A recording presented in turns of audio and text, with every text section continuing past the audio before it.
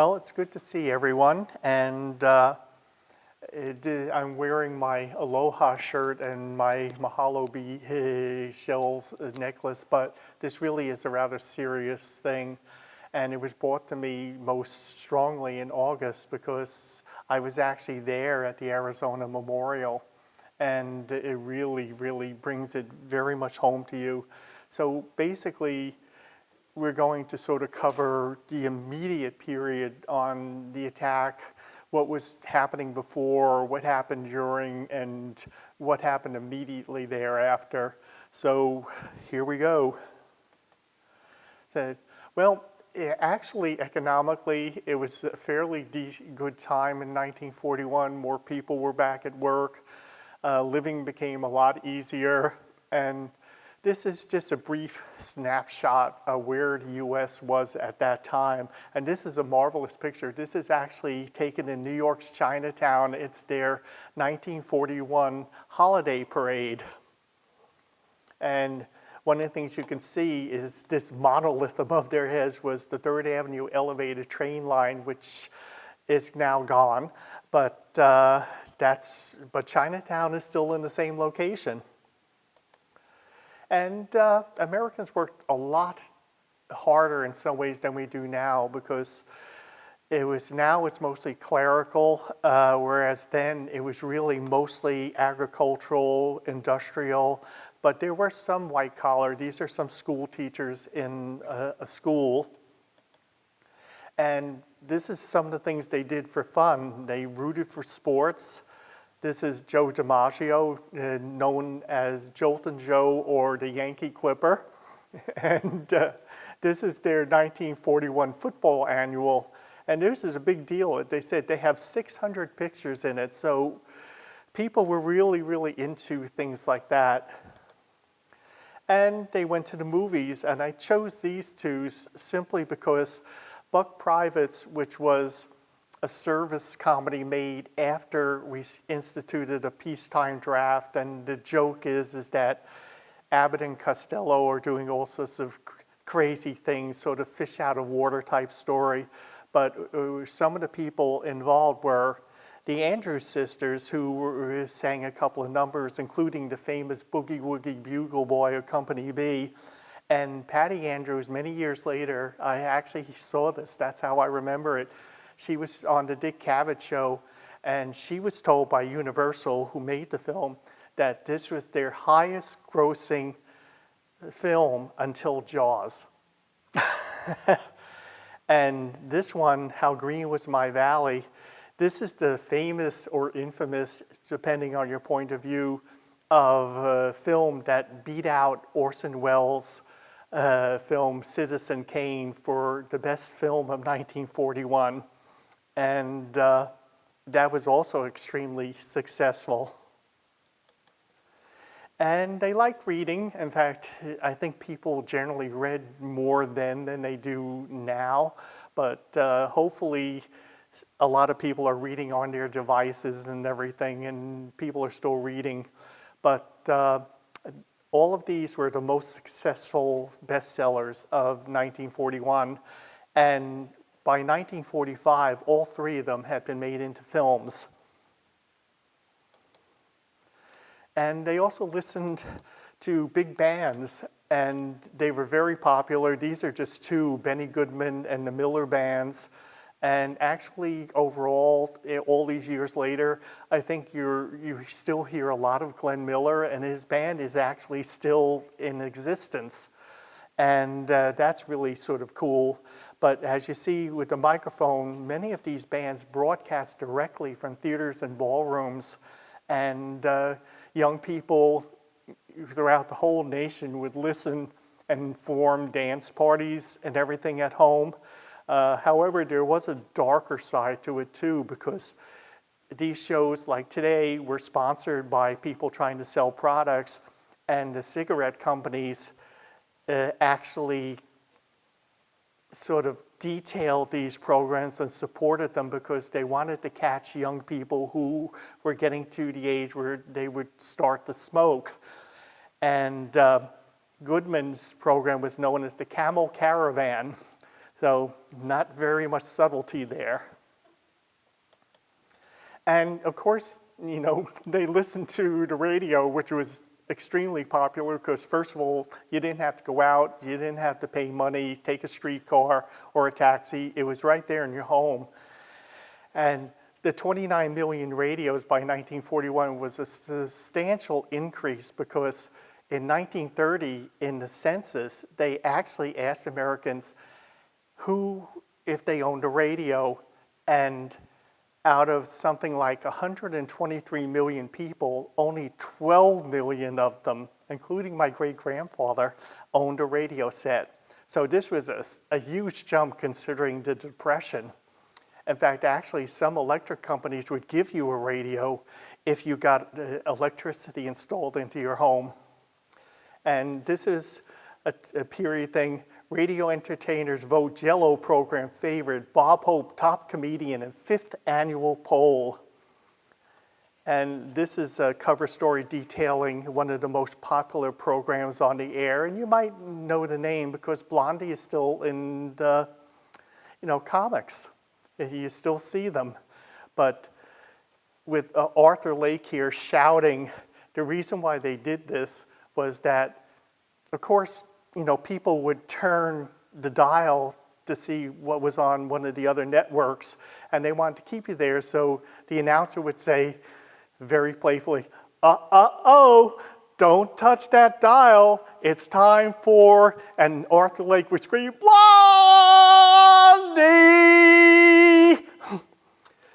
And on this side was the Blondie herself, Penny Singleton, and most of you know her voice from cartoon reruns of the Jetsons because she created the voice of Jane Jetson. Now we're getting to Hawaii. This is an advertising spread on Waikiki Beach. Here's Diamond Head. And having just been there, it's really wild to see how empty it was. Just this little outrigger canoe and this young woman posing. And this was someone like Hawaiian royalty. This was Duke Kamehameha. He was a champion surfer and also an Olympic swimmer. And he participated in very many surfing contests. And it took real effort there because the days of hollow fiberglass surfboards were still in the future. These surfboards were made of wood. And he is so revered in Hawaii that in Waikiki Beach, you can actually see a statue of him. And they were doing all sorts of things. Like I said, this was a real dream military posting, and this is Dorothy Lamour cavorting with soldiers on Waikiki Beach for Army Day. And little did they know. But here we go. Despite what it looked like in peacetime America, it really was starting to go south. And this is one example of that. When New York City tore down the 6th Avenue elevated rail line, Japan was the reported buyer for several miles worth of scrap steel. And this is a rumor that you still actually hear about on the internet. It still comes up in various different pages on like Facebook and other places. And it was so pervasive that the Manhattan Borough president in 1946 actually launched an official investigation, and they really couldn't conclude that Japan had actually purchased any of the steel. And in fact, it says here, a large portion was bought by two men, one from San Francisco and one from the Bronx, who paid 80 grand for 20,000 tons of steel. But another thing to consider is that a great deal of this railway being built in the 19th century, the metal of choice was still iron. And a lot of this was actually iron, but there was no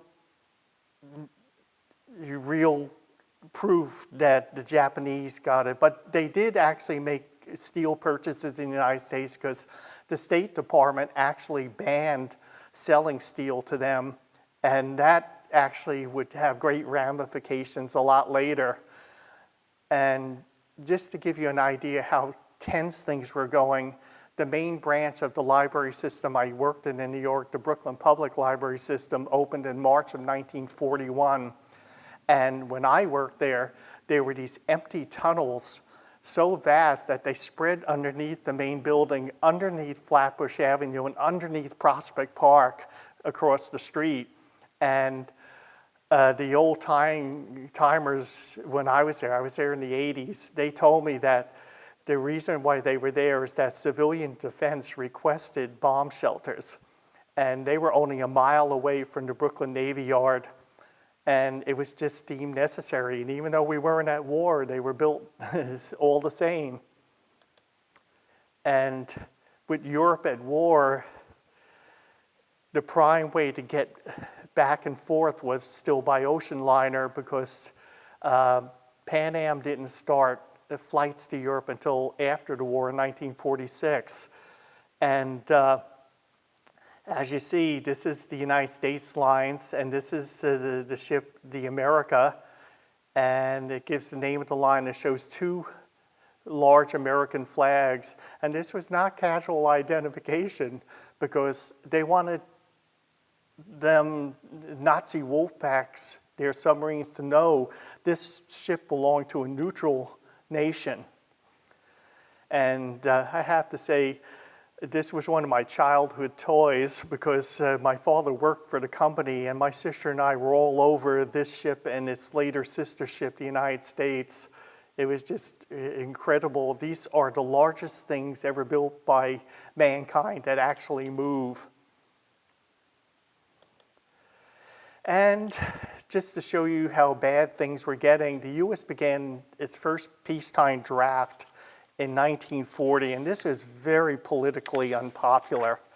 But somehow, despite a strong isolationist message in Congress and amongst the public, it managed to pass. And this, a lot of people, these men are being inducted.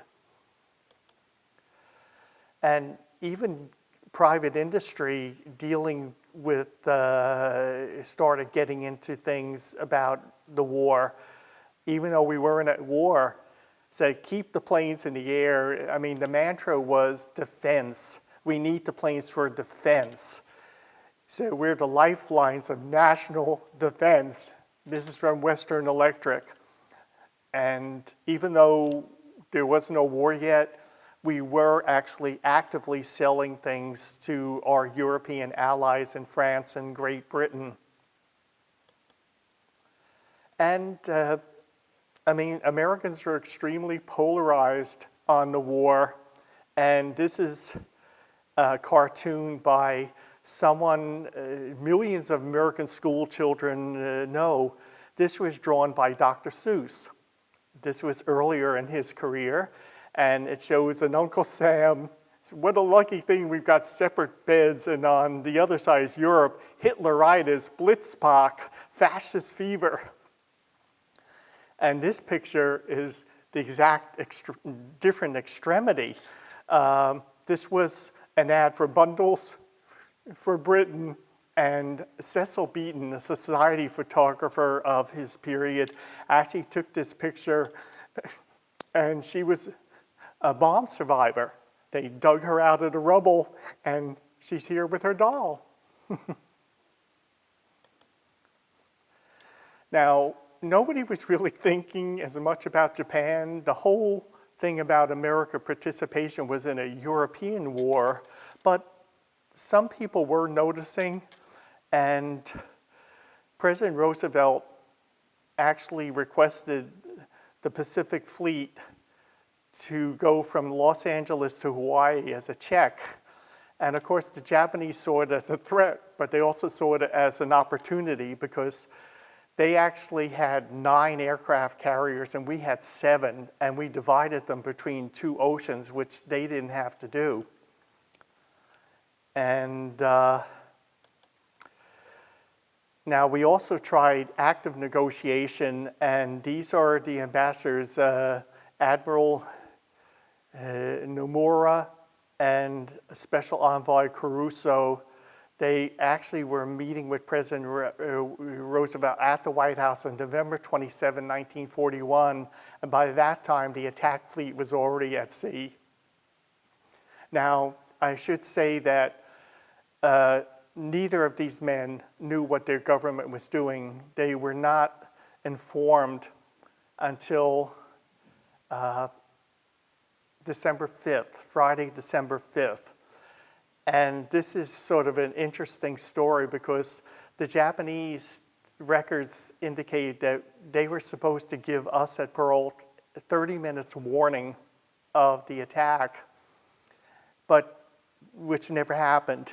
And this is William Manchester in The Glory and the Dream, which is a very interesting book about this period, said that one of the things Tokyo misunderstood was how things were run on Fridays in official Washington, because all the clerical staff would knock off at 3 p.m. So there were no translators, no stenographers, no anything available to interpret this radio message, cable message from Japan. So the envoys themselves and their small staffs had to piece it all together. Now, one thing that gives veracity to this story is that on December 7, when they spoke to Secretary of State Hull, they were officially recorded as being some 40 minutes late, which never happens in diplomacy. So there was obviously a reason why this did. But a lot of people still believe something was going to happen. This is from the Hilo Tribune for November 30th, 1941. I mean, that's quite an alarming headline, but that's what they believed. And I like this one down here, steps taken to end dock delays here. Boy, does that sound familiar to 2021. And this is a U.S. Navy photograph. I wanted to put this in. This was just a little bit before they attacked, October 30th. And I wanted this because this is Ford Island. This is Battleship Row right here. These are other auxiliary ships. And the thing to remember, and this got to be very important, is that this channel is the only way to get out to open sea. So in a way, Pearl Harbor is not the best place to put a fleet. And December 7th started very peacefully. This is the Iolani Palace, which you can still go and see, and it is the only royal residence in the borders of the United States of America. And when we were there, I was trying to sort of figure out which side of the building, because both sides, this side and the other side, have the same facade. And I concluded that this spot you're looking at now is actually where the present State House for Florida, I mean, not Florida, sorry, Hawaii is. And it's actually in direct counterpoint to this, because as this was built in the Western style, their new State House, built when they became a state in the 60s, was to supposedly resemble more native architecture. And it's actually built to resemble an actual erupting volcano with an open amphitheater and large sheets of metal sort of pointing out at the sky like it was lava. And they actually have lava rock walls and everything. It's quite remarkable. But it was a very quiet day in Honolulu, but not for long. And I mean, people did not understand at all what was happening. One nurse I saw in a documentary, she said one of the Japanese pilots actually flew between the wings of the military hospital, and the pilot was so close, he actually held up his hand to wave. And she involuntarily waved back because she didn't realize what it was. A lot of people thought these were actual American planes. And but we quickly found out that it wasn't. And these are photographs actually taken by the Japanese from their planes. So this is going down to Battleship Row. And these are after the torpedo planes did. And this is all 4 of these ships. Actually, only one of them was totaled, and that was the USS Oklahoma. And this is the Arizona and the Oklahoma. And this is a rather rare shot because very few of the footage from that time was taken in color. And the Oklahoma was totally tipped over on its side, and a lot of men died in it because since they had a double hull, they couldn't weld through the hull to make holes to get them out.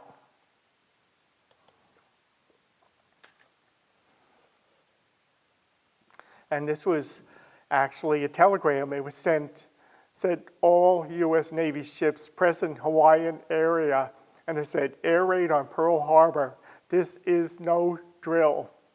And a lot of people thought at home that this was something like a War of the Worlds type broadcast, that it was just a show. But no, this wasn't. And it wasn't just the military who suffered. This is actually a Japanese Zero that crashed near a school in the Honolulu area. And these 3 civilians were killed in this car. And the caption says they were 8 miles away from a military target. And this is going to be interesting. I actually found on the Internet Archive they had actually a page dedicated to all the available programming that was happening that day. And this is, let's see if we can try and get into this, because you'll like this.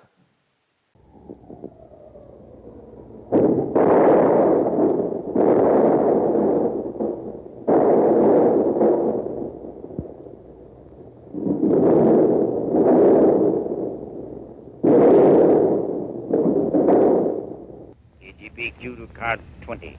KGPQ to card 20, proceed to 610E Damon Track. Complainant reported a bomb fell through his house while he was having breakfast. Card 75, you assist card 20 in this case. Card 20 and 75, check. GPQ to card 30. KGPQ to card 30, proceed immediately to Lewis and Kalakaua. Someone, an unknown woman, reported a bomb fell near this address. Card 30, check. Card 30, check. KGPQ to card 23. KGPQ to card 23, proceed immediately to the Japanese Language School at Waipa Lane. Japanese Language School at Waipa Lane. Complainant report a bomb fell near the premises and shattered all of the windows. Card 23, check. So there's not a lot of things available from that time. I hope everybody could hear that, but I thought that was fantastic. And of course, back home, the news came Eastern Standard Time about 2 p.m. Most people had finished lunch. They were listening to the radio. Mostly, there was a lot of football going on that day. And this is basically, it was a big shock. I mean, some people didn't even know where Pearl Harbor was. Another thing that happened was that there's actually about 2 minutes of live on the scene reporting from a Honolulu station, and there's only about 2 minutes because the operator broke in while the announcer's standing on the roof of his broadcasting studio describing everything, and said that they had to make an emergency call. And even though he protested and said that we were talking to New York, she pulled the plug and he was off the air. But so immediately the next day, President Roosevelt requested Congress to declare war, which they did. He's signing it. This armband is because his mother had recently died, and so he's still in mourning. But this was actually a December 7th headlined the Providence Sunday Journal in Rhode Island, and this is the news that they knew of at the time. And actually, radio was sort of caught flat-footed by this. This was long before the age of 24-hour news and places you can take a plane to. We got there in about 13 hours from here, and that was just not possible then. You had to take a train, which is about 4 days, to the coast in Los Angeles, and then you had to get to a Matson liner to take you the other 1,100 miles. So the news was very scarce, and actually most of the programming you can actually find on YouTube and everything to this day are mostly regular programming. New York Philharmonic, Sammy Kaye, a popular band playing, and they would just break in giving whatever news they actually had at that particular moment. And, okay, go on. And this is basically American reactions. They're here waiting for news, seeing the headlines. The next day, men starts, whoever wasn't drafted, they start signing up. And Pearl Harbor had, something like 2,300 casualties, most of them on the Arizona. And it is still an active military cemetery. In fact, actually, just to show you how strict they are, when we were there, you cannot use your phone, except you cannot receive or make a call from the memorial. You can use it to take photographs, but that's the only permissible use.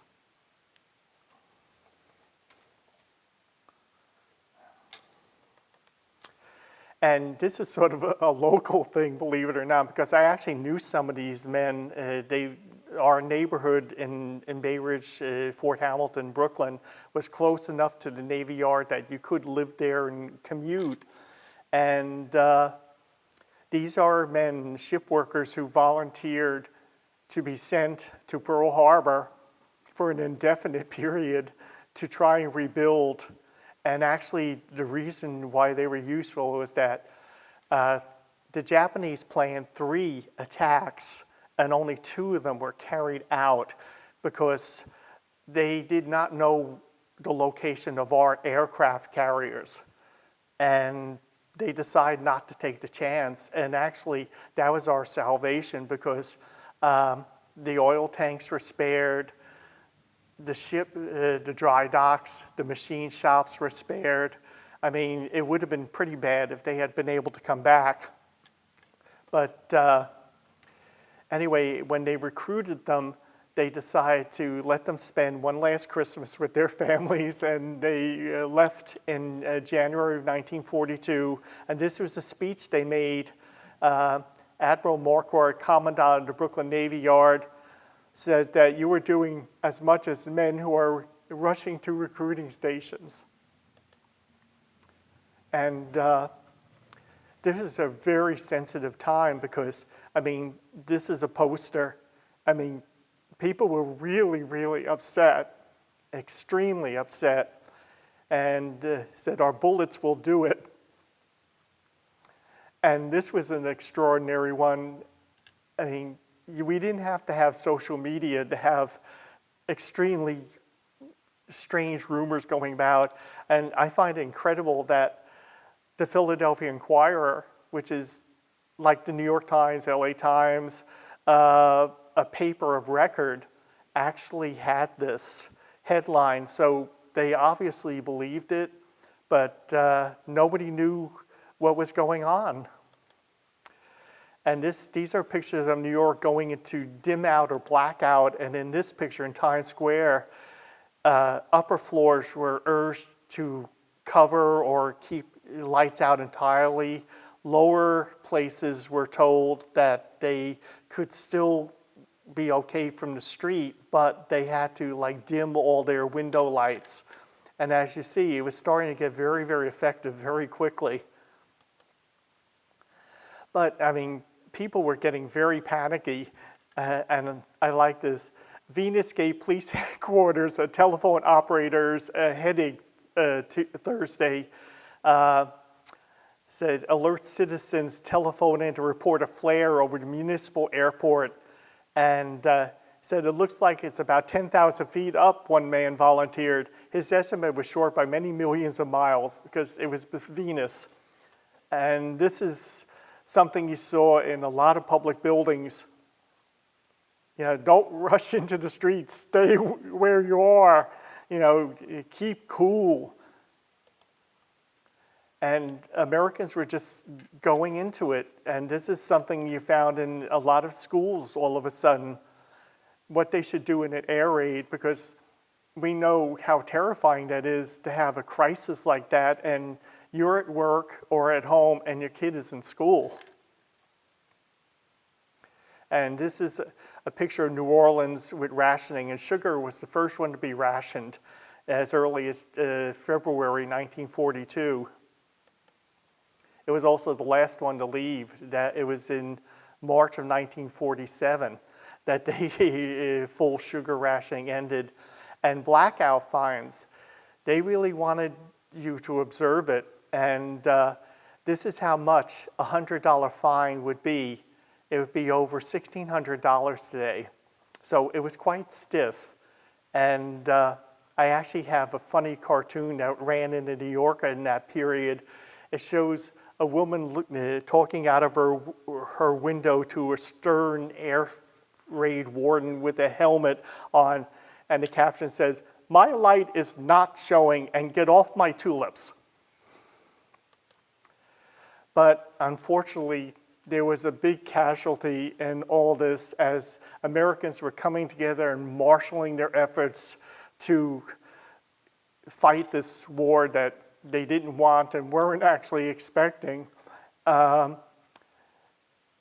Suspicion began to fall on Japanese Americans because while in this family, all of these children were probably born in the United States, but their parents probably were not.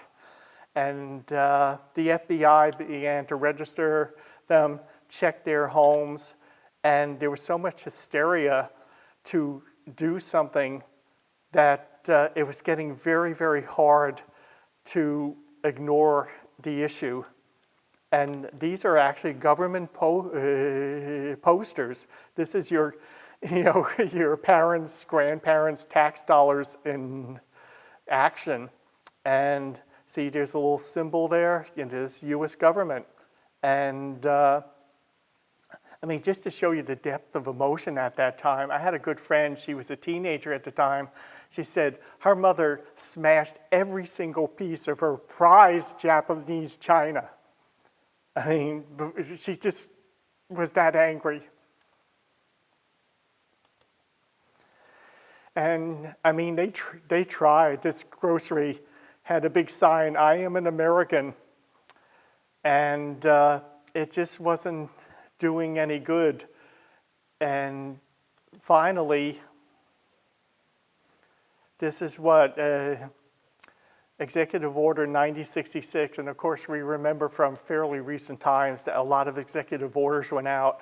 Well, this was probably one of the most momentous ones, and it allowed the Army to round up all persons of Japanese extraction and or ancestry, and they moved them to interior internment camps. And if you go on websites like California, Colorado, Idaho, all of these states had these very, very large, rather bare camps. They were just like tar paper and wood dormitories and cafeterias and all sorts of things. And these people had to live there for 3 years. In fact, one of them is George Takei of Sulu Star Trek fame. He, as a child, he was interned. And, but the worst part was over, and basically this is Jimmy Doolittle's plane taking off from the U.S. Hornet to bomb the Japanese homeland. And it almost didn't happen because they were spotted by a Japanese ship several hundred miles away from where they were planning to be, because it was supposed to be a night raid and they would land into Chinese-held China in the daytime. Instead, it was totally opposite. They loaded as much extra gas as they could. They took off during the day, bombed Japan during the day, and had to try and land at night, and many of them crashed because it was dark, unfamiliar terrain on the coast. In fact, actually, many critics consider 30 Seconds Over Tokyo to be one of the best World War II movies ever done. So I totally recommend it. But this was a big shock to the Japanese. They were told by their leaders that that wouldn't happen. And even though the damage was fairly negligible, in fact, today it's often called a PR bombing campaign because it didn't do a hell of a lot of damage, but it did do some. And basically from May of 1942, the Japanese would be fighting a defensive war. Midway was especially important because we destroyed 4 of their carriers in one day's battle. And this was something that they ultimately could not win. But there was still a lot of issues involved because, like, for instance, Japanese Americans were actually, the Japanese Americans were allowed to work for the war effort. Every camp had a Boy Scout troop. They, raised the American flag and all that stuff. And they did this normal American-style life as much as they could. And eventually it paid off because they allowed young men of Japanese ancestry who were born in America to fight in the European theater of war. They are, the 442nd, they call their motto is "Go for broke." These guys had something really to prove. And what they did is that they turned out to be the most decorated unit in U.S. military history. And in closing, these are the ruins of the Arizona. This was taken December 12th, 1941. It's a U.S. Navy photograph. And what they did was they removed all of this. And actually, the only thing you actually see sticking above surface now is gun turret number 2. And it's all underwater. And in the 60s, they built the memorial over it, which is all stark white. And when you go there, boats leave about every 15 minutes. You have about 15 minutes to stay. And on one wall, they have the names of everyone who actually died on the Arizona. And believe it or not, I actually found one named with my name. I don't know if I don't think they were a relative, but it was a little eerie seeing that. And I recommend going there. It's really quite an experience. So I hope you enjoyed this very quick go over of what was happening in Pearl Harbor. And if you can ever get there, you should definitely see this memorial. And they have a very good museum before you actually get to the boat going to the memorial. One of the things they had that I took a picture of was in the 1990s, they dredged a Japanese torpedo that didn't explode, and it was in the mud of the harbor all those years, and it was still active. So if you ever get there, definitely check that out. And it's very easy to get there, believe it or not, because we actually took the bus from Waikiki. They have an unparalleled bus system on Oahu. And it takes about an hour, but you can definitely get there and save all your Uber or Lyft dollars. And in closing, I hope you enjoyed the program, and I wish you the very best for this holiday season.